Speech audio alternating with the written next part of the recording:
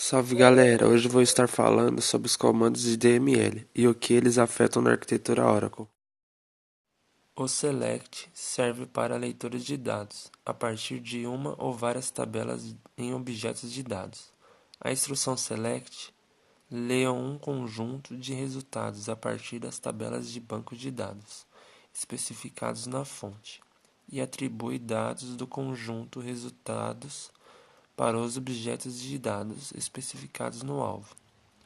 Você pode restringir o conjunto de resultados usando a adição where. Quando essa instrução é feita pelo processo de usuário, ela para o processo de servidor e é pesquisada no cache de biblioteca, se há alguma instrução compatível com essa. Caso não tenha, ela vai para o cache de dicionário de dados e faz a validação dos dados e compila essa instrução. Feito isso, ela procura os dados no cache de banco de dados. Se ela encontra, ele devolve para o processo do usuário e envia para o final da fila LRU, indicando que foi usado recentemente. Caso não seja encontrado, ele vai até o arquivo de dados, vai fazer a cópia desses dados. Fazendo a cópia, é levado para o cache de buffer do banco de dados e é levado para o processo do usuário. O insert serve para inserir dados em uma tabela de banco de dados. Ela permite que você insira uma ou mais linhas na tabela-alvo. Você pode especificar o destino da tabela estática ou dinâmica. O processo começa no processo de usuário para o processo de servidor e para o cache de biblioteca para verificar se tem alguma query compatível. Caso não tenha, ela vai compilar e verificar no cache de dicionário de dados. Os dados, se estiver correto, ela efetuará o insert e vai gravar o buffer de redo log e no cache de buffer de banco de dados, aguardando o commit. Assim que o commit efetuado, o processo de background LGWR afetará a gravação no arquivo de redo log. Isso serve para recuperação através de um backup. Já o processo de gravação em disco é feito através de um processo de DBWR, que vai pegar os dados que está no cache de banco de dados e vai gravar em arquivos de dados. Feito isso, ele vai alterar tudo dentro da tabela e vai finalizar corretamente para o usuário a inserção desse comando. A instrução update permite a atualização dos valores das colunas selecionadas de linhas de uma tabela de banco de dados. Esse é bem parecido aos anteriores. Ele vai ir pelo processo de usuário para o processo de servidor, vai procurar um cache de biblioteca, uma instrução compatível. Caso não tenha, ela vai compilar uma. Vai validar os dados do dicionário de dados. Feito isso, ele vai procurar em memória no cache de banco de dados. Não encontrado, ele vai no arquivo de dados e faz uma cópia para o cache de buffer de banco de dados.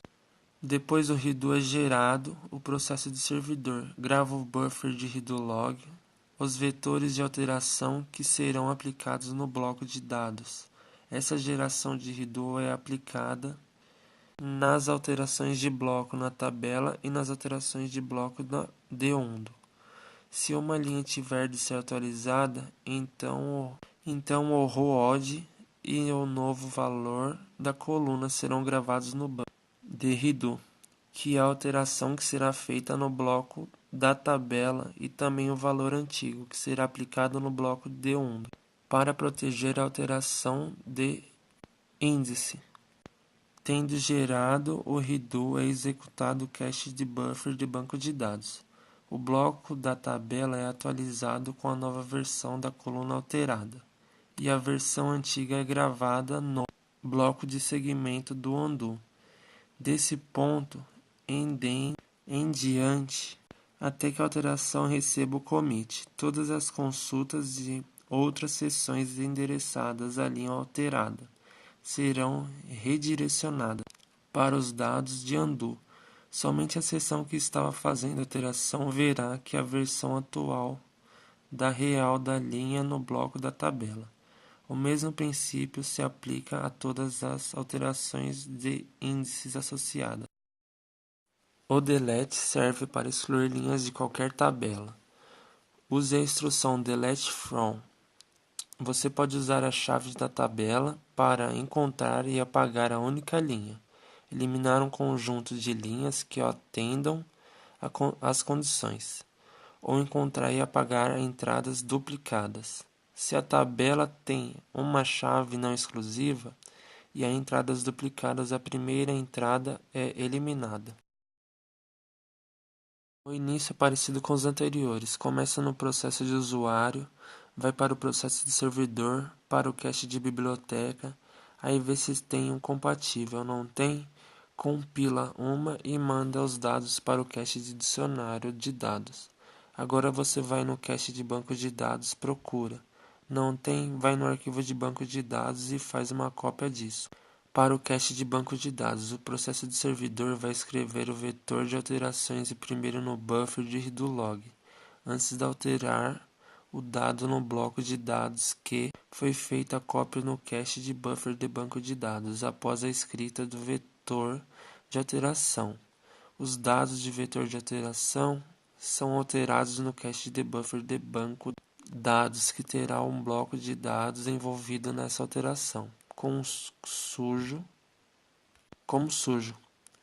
Quando isso é feito também o seguinte no undo, dentro do buffer de redo-log, para que possa sofrer posteriormente o rollback, se for necessário, assim como no processo de instrução de update. O LGWR escreve o conteúdo do buffer de redo-log através do LGWR, que vai escrever nos arquivos de redo-log. Isso quando é feita uma instrução de commit.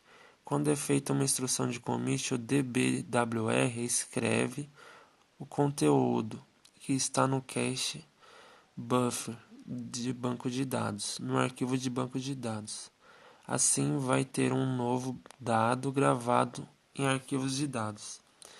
E você vai ter um arquivo de undo